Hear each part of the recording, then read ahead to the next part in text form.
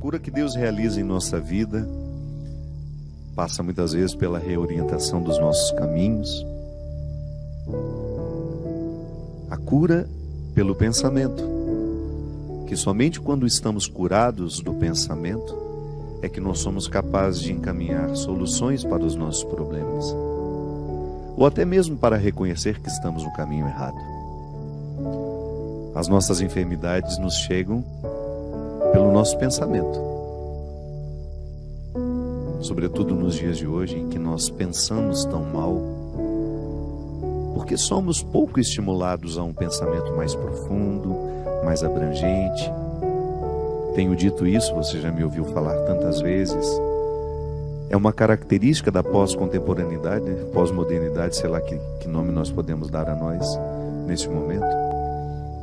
Somos muito reativos, pouco reflexivos, e esse excesso de reação é justamente o grande número de estímulos que nós recebemos o tempo todo para termos uma resposta sobre as coisas.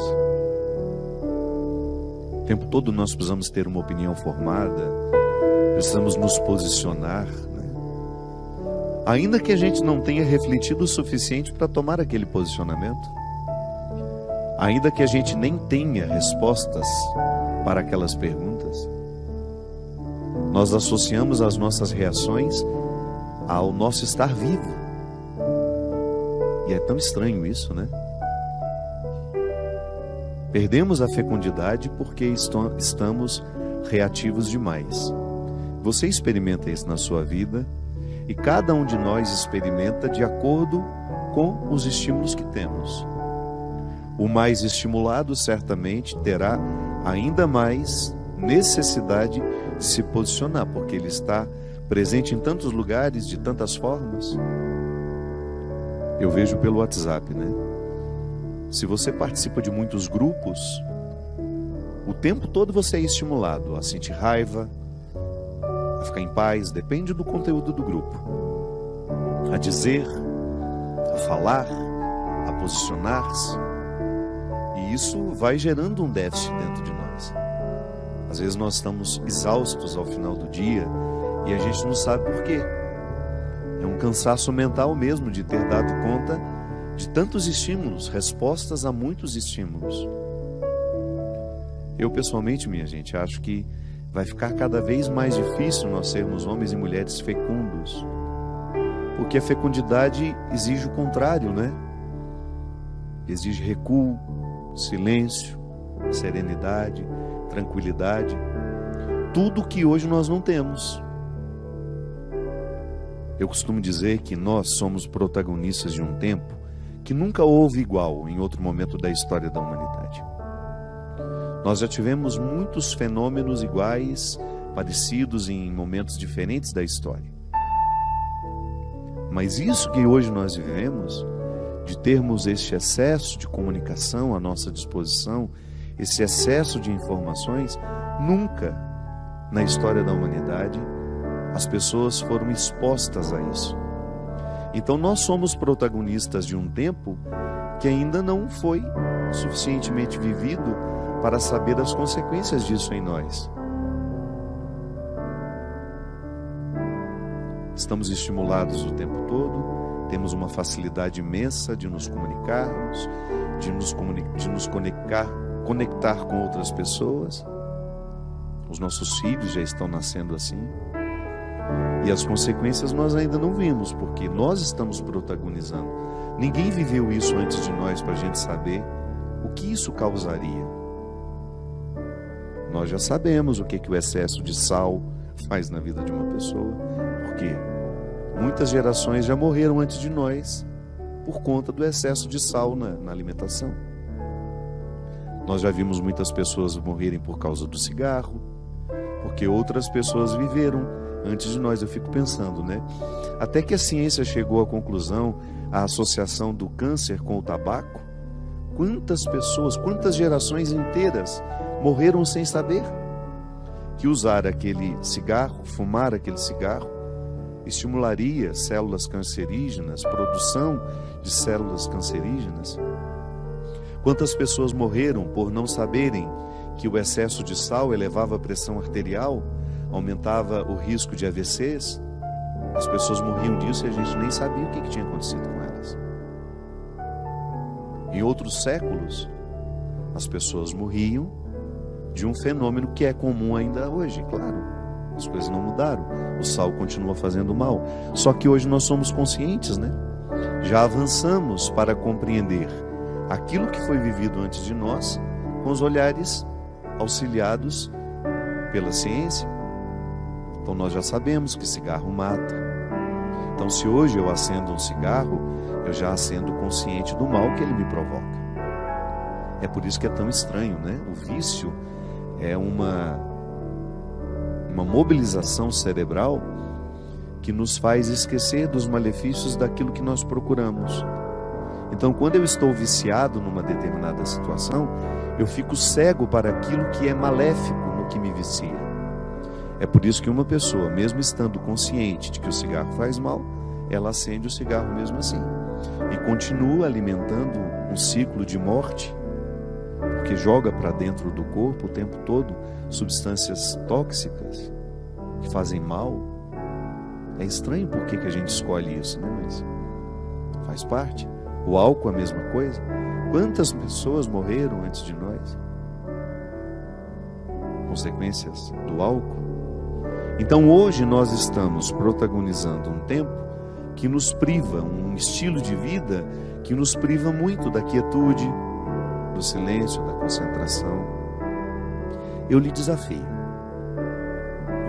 a pensar o quanto você deixou de ler nos últimos tempos por causa do celular. O celular rouba o nosso tempo que antes era da leitura. Eu não estou falando somente de uma pessoa, não. Eu estou falando de milhares e milhares de pessoas que tiveram seus hábitos modificados por causa do celular. Ah, mas eu vejo notícias no celular. Vê de forma muito superficial, né? A gente só lê as chamadas. Dificilmente a gente clica no link para ver a notícia toda. Os livros estão deixando de ser fabricados, as editoras estão falindo, as livrarias estão fechando, o que é uma perda irreparável para a construção de uma sociedade. É lamentável que o seu filho não tenha mais contato com os livros da mesma forma como você teve. Gente, eu me lembro que eu, na minha infância, eu escolhia ganhar livros no Natal. No Dia das Crianças, queria me ver feliz, era me dar um livro de presente. Eu fico pensando como deve ser difícil ter um filho hoje que deseje ganhar um livro de presente. Porque nós estamos estimulados a práticas que são diferentes. Não estou dizendo que somos piores ou melhores. Estou apenas dizendo que somos diferentes e que o cultivo desse estilo de vida já está gerando prejuízos em nós que nós já podemos identificar. Uma delas é justamente a incapacidade de refletir sobre aquilo que estamos vivendo. Acho que nunca fomos tão gado, tão mecânicos na condução de nossas vidas como nos dias de hoje. Eu, vida de gado, povo marcado, povo infeliz. Zé Ramalho tem razão. Então hoje, o nosso estilo de vida, quando eu digo que Deus precisa nos curar, porque Deus nos cura de acordo com a doença de cada tempo. Jesus curou muito leproso, que era uma doença muito típica daquela época. Hoje que a gente tem muito menos leprosos. A gente quase nem vê mais a lepra, né? Graças a Deus. Jesus curava enfermidades que eram próprias daquela época. E se hoje, minha gente, nós podemos eleger uma enfermidade que seja comum a todos nós, é justamente a nossa incapacidade de reflexão. É o nosso excesso de dispersão. O meu comportamento, eu tenho de forma livre ou eu tenho de forma condicionada? O livro, Por Onde For o Teu Passo, Que Lá Esteja o Teu Coração, é uma reflexão justamente sobre isso tudo que eu estou falando com vocês. Na verdade, é um retrato dos nossos dias. O personagem que tem aqui, que conversa com sua consciência, é um pouco de todos nós. E aqui há um momento em que a consciência mostra para ele que nem sempre o nosso jeito de ser é livre. Porque quando é que o meu comportamento é livre? Quando eu estou consciente e diante da consciência que tenho, eu escolho fazer aquilo. Minha gente, o meu comportamento hoje, reativo, ele é muito pouco livre, porque eu estou condicionado a tê-lo. E quanto mais eu o reproduzo, menos livre eu fico para decidir não reproduzi-lo. Volto ao retiro. Então, quando eu tenho um grupo ali de 20 pessoas no máximo para viver 2 dias de retiro comigo, qual é a nossa maior dificuldade? Desligar-nos do mundo que nos estimula. E volto a dizer, sempre justificados. Dá um intervalo entre uma palestra e outra, em vez de sair, contemplar aquela natureza maravilhosa que nós temos, respirar um ar puro, que isso faz falta. Eu, quando subo a Campos do Jordão, que é um dos meus lugares preferidos no mundo, quando eu respiro aquele ar, quando eu olho para aquela, eu esqueci como é que chama, é uma coisinha vermelha que dá nos cascos das árvores, não sei se aquilo é um fungo, é uma bactéria, que é? Líquen. O que é isso, um líquen? É um fungo? Um líquen. Joga aí no Google para a gente saber. Só dá em lugares em que o ar é puro, não é isso? E eu fico tão feliz de ver que tudo lá tem líquen nas árvores. Aí eu respiro profundamente. Por quê? Ali eu estou vivendo todos os rituais que o meu corpo precisa para o desligamento. Tudo aquilo que me cansa. Graças a Deus, o celular não pega. Então, às vezes, as pessoas ficam penduradas na ponta das árvores para ver se elas pegam um sinal. Tamanha ansiedade de saber o que está acontecendo.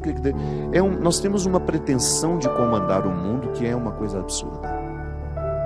Nós somos muito prepotentes. A gente sai de casa e a gente acha que a nossa casa vai parar porque a gente saiu dela. Deixa lá seu filho se virar um pouco com seus filhos. Às vezes a casa vai ficar até melhor sem você lá. E quando você voltar, eles vão perceber o quanto você é importante dentro daquele contexto. Deixa as pessoas sentirem um pouco a sua falta. Não insista com a sua presença. Mas nós não estamos livres para não agir assim. Estamos todos muito condicionados. Todos muito condicionados a ter respostas rápidas o tempo todo, a responder porque o outro vai nos enchendo aquela caixa de mensagem, vai enchendo. E você tem um mal-estar, um cansaço que passa justamente pelo excesso de cobrança que você sabe que existe. Minha gente, nós estamos exaustos e essa exaustão passa pela dimensão espiritual. Nós temos vivido muito pouco os rituais que descansam o corpo. Nós vamos para o nosso quarto, o livro fala disso, nós levamos o nosso invasor autorizado, que é o celular, deitamos com ele. Aquele momento que deveria ser dedicado a um livro, acender uma velinha, um cheirinho no quarto, para a gente poder relaxar, tomar um banho com mais consciência daquilo que está acontecendo, da água que nos purifica, do sabonete que tem um cheiro bom para nos ajudar a descansar. Não vivemos nada disso. A mesa há muito tempo deixou de ser um lugar de rito, de encontro, de pessoas que se amam, de pessoas que querem se conhecer. Então nós não estamos tendo nenhum respeito pela ritualidade que nos descansaria, que provocaria um bem-estar em nós. Somos reprodutores, volto a dizer, sem nenhuma liberdade de escolha, porque nós estamos condicionados. Somos seres cada vez mais condicionados a responder desta ou daquela forma. Uma forma que foi ditada por alguém, que não é por nós. Quando precisamos viver a ritualidade que nos descansa, que nos joga para dentro para favorecer uma vida interior, não. Nós ficamos com os nossos joguinhos, os nossos celulares, que são dispersos, que ocupam o lugar de uma leitura, que ocupam o lugar disso, aquilo, e sempre justificados. Respondendo um e-mail, deitamos na cama com aquela luz acesa em cima dos nossos olhos, sempre justificados, volto a dizer. Uma rotina que vai nos brutalizando. Sim, porque nós vamos ficando cada vez mais brutos. Sensibilidade, minha gente, não basta ter, é preciso educá-la. Da mesma forma como se educa o desejo. Você educa o desejo de uma criança. Você educa o paladar de uma criança. Semana passada estava essa discussão boa lá no Twitter. Posso forçar o meu filho a comer uma coisa que ele não gosta? Olha, eu sou da seguinte opinião, que se você sabe que aquele alimento é fundamental para a saúde do seu filho, seria muito bom que ele aprendesse a comê-lo. Gostou do vídeo? Comenta aqui embaixo qual a sua opinião. Não esqueça de se inscrever no nosso canal. Até a próxima!